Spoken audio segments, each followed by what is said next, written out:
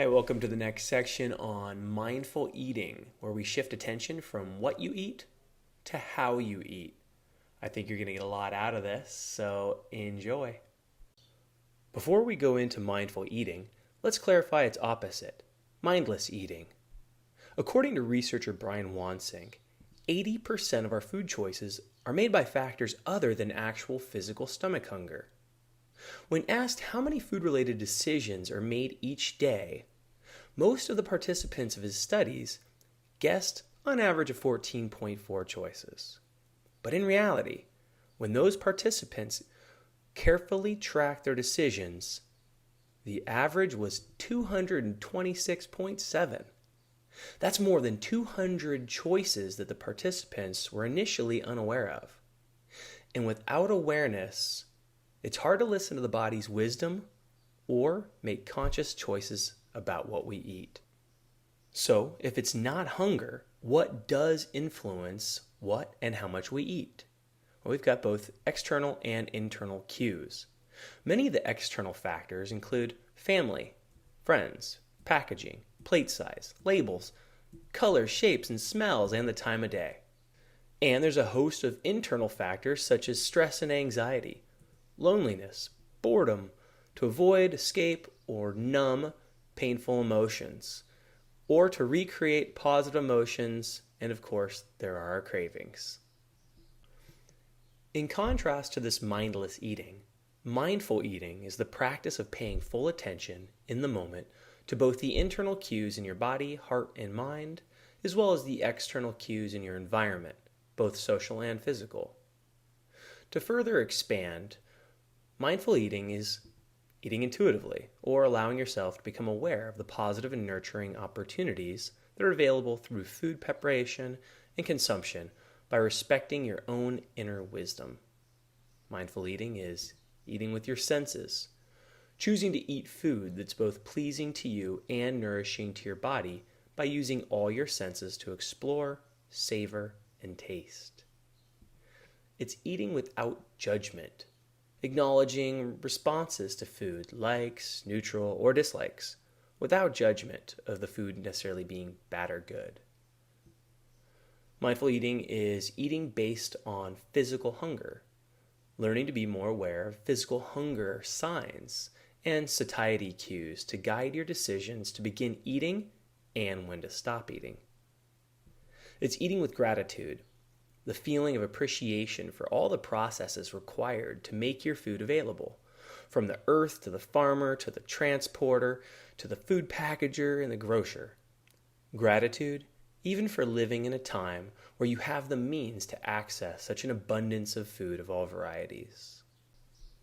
And then finally, there's eating with connection, or becoming more aware of the interconnection of earth, living beings, and the cultural practices, along with the impact your food choices have on these systems. In order to eat more mindfully, you'll not only start to make shifts in your eating habits and behaviors, you'll actually transform the way you relate to food. The Center for Mindful Eating has outlined their perspective on what it means to have a healthy relationship to food. We can each, of course, decide on the relationship that works best for us, but it's good to know what the pros think anyways. They say a healthy relationship to food is when you feel happy and fully engaged in life, even when you're not eating. Or in other words, food's not your only reliable source of pleasure and satisfaction in life. If you're not feeling hungry, you don't eat. Pretty good rule. You stop eating when you feel full and are able to leave food on your plate. There's no worry about waste or any kind of pressure to finish. Your thoughts aren't dominated by food, and you've got intervals of at least several hours throughout the day where you're not hungry or thinking about food. You enjoy eating many different kinds of foods. There are no good foods or bad foods. There's just foods you choose and foods you don't. You don't obsess about food or count calories in order to decide if you can, quote, afford to eat something or not. You trust your body knows what it needs. So developing a healthy relationship to food is really a process. And the first step is to simply bring awareness to what your attitude and beliefs about food currently are, which you'll have an opportunity to spend plenty of time exploring in your journal this week. The experience of hunger when your stomach isn't really hungry can be called a craving. This can be an overwhelming and confusing sensation that's difficult to manage. You know you want something, but you're not sure what or why.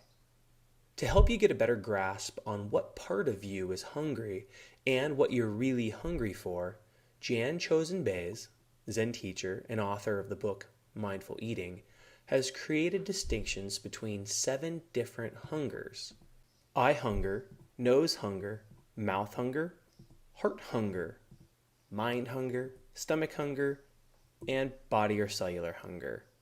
We'll take the next few minutes to review each. Eye hunger. The visual experience of food can be wonderful. Nutritionists will often give the good advice to eat the rainbow, which adds all the necessary vitamins and phytonutrients from different colored vegetables, but also looks absolutely radiant on your plate.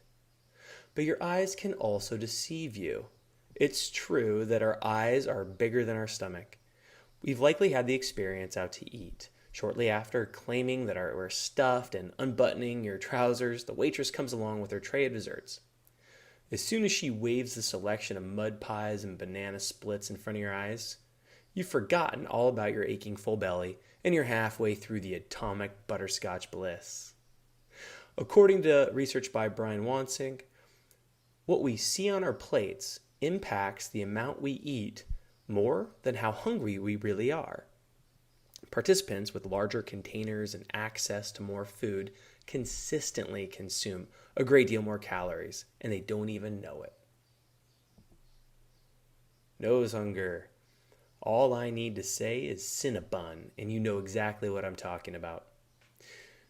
You could be walking down the street minding your own business, and then with a strong waft of fresh baked bread, you're transported back to your grandmother's house.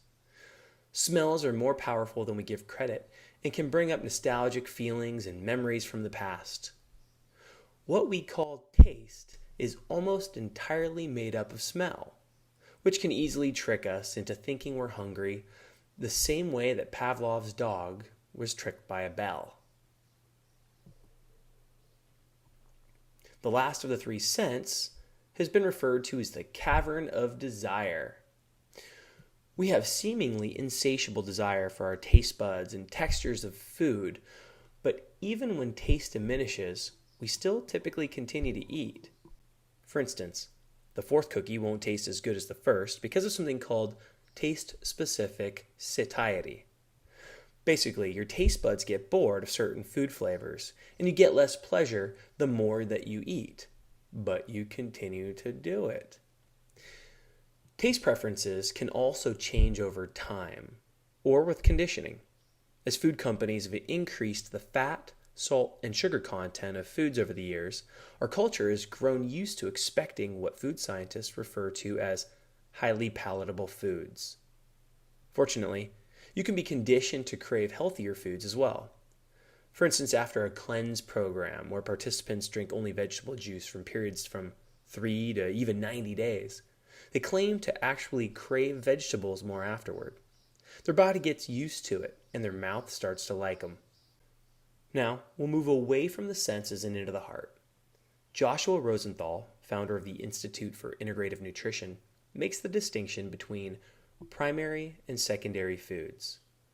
Secondary foods are what our body needs for nourishment to sustain us, such as calories and nutrients.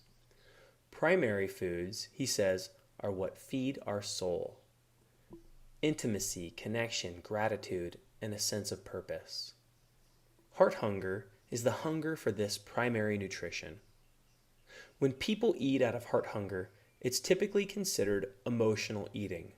Emotional eaters confuse primary and secondary foods and attempt to fill the hole in their heart with things like pizza, chocolate, or whatever their favorite comfort food is. Consuming calories to feed emotional hungers just adds insult to injury by stimulating another negative emotion, guilt. Mind hunger is eating based on information, including calories, nutrients, and cost. If your eating follows the rules of the latest fad diet, or is it even based on research, you're feeding mind hunger. This kind of hunger is based on shoulds and shouldn'ts. The experience of mind hunger may sound like you're living with an inner food critic or a meal manager who wants to make sure you're always, quote, doing it right. Get the right amount of protein or your muscles will wither up, and don't skip one of your 5 small meals or else your metabolism will crash. Today fats are good, yesterday fats were bad. Eggs are good, nope, eggs are bad now. Whole wheat's good, nope, don't eat gluten. And while you're at it, cut out the soy and the dairy. Okay, so this might be a good time to mention that none of these 7 hungers are necessarily bad or wrong. Some of these rules might actually serve you, and you may enjoy indulging in the comfort of a tasty food on occasion. They're all communicating something to us, and as far as mindful eating is concerned, the most important thing is to be aware of the hunger and respond consciously to it rather than mindlessly react. If there were an appropriate hunger to feed with food, it would of course be stomach hunger. Stomach hunger is the sensation of feeling empty and in need of sustenance. When it comes to feeding stomach hunger, it's a matter of finding the right amount. Remember, the stomach's the size of the fist and takes 4 signals in 20 minutes for the stomach to perceive fullness. The best way to practice mindfulness of stomach hunger is to use a hunger scale. By observing physical signs from your stomach and practicing rating them on a scale from 1 to 10 before, during, and after meals. The idea is to never wait until you're completely famished to eat and never eat until you're gorged. Eating when you get to about a 3 to 4 and then stopping when you get to about a 7 or 8. In contrast to mental hunger, where we think about what we should eat, cellular or body hunger is what we deeply know we need to eat. This is often referred to as intuitive eating and is based on trusting your gut. This is a way of eating with curiosity and a beginner's mind, and to experiment with different foods to see which resonates with your body and which don't. Eat foods like gluten, dairy, eggs, and beans during different days to feel how your body responds. Do they give you energy or do you crash? How do they impact your mood and digestion? Ultimately, feeding cellular hunger is getting back in touch with your body's natural wisdom and trusting that it will tell you what it needs. Now that you have a familiarity with the 7 hungers, it's time to put them into action. So the next time you have a craving, reach for seconds, or find yourself standing in front of the refrigerator late at night, ask yourself, am I really hungry? Then check in with your stomach and rate it on a scale from 1 to 10. If it is indeed hungry, then check in with your cellular hunger by asking yourself, well, what kind of food would be most satisfying to my body right now? If your stomach isn't really hungry, then check in with the other hungers by asking, well, what part of me is hungry? Pause long enough for an answer. If your mouth is hungry for something tasty or crunchy, consciously choose to acknowledge the craving and then let it go. Or see if you can satisfy it with a healthy treat like frozen grapes. If it's the heart that's hungry, ask, what is it that I'm really hungry for in my life, or what's missing?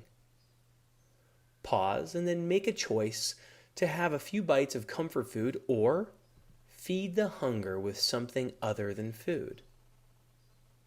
No matter which part of you is hungry, the most important part is to be able to choose your response rather than mindlessly consume.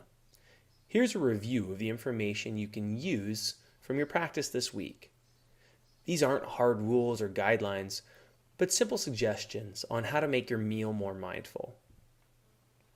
First, mindful eating starts with an intention at the beginning of each meal.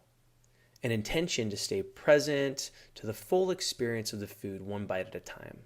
The second one is gratitude. Many religious traditions start meals by saying grace. Try it. Savoring, Allow yourself to get completely absorbed in your meal. Try not to think, just use your senses and turn up the volume on taste, smell, and acknowledge the beauty of the colors and the presentation of your food. Awareness of your stomach, as we've been talking about. Your stomach will determine how much to eat, so continue mindfully monitoring your level of fullness through the meal. Awareness of taste-specific satiety. Notice and enjoy all the subtle flavors of your meal, and also pay attention as the flavor diminishes. You may also choose to stop eating when your food's no longer pleasurable. So that's all for now, but you've got enough tools and enough information for you to really enjoy your next meal. Of course, there's going to be more during the coaching, so be diligent with your journal, and I'll see you soon.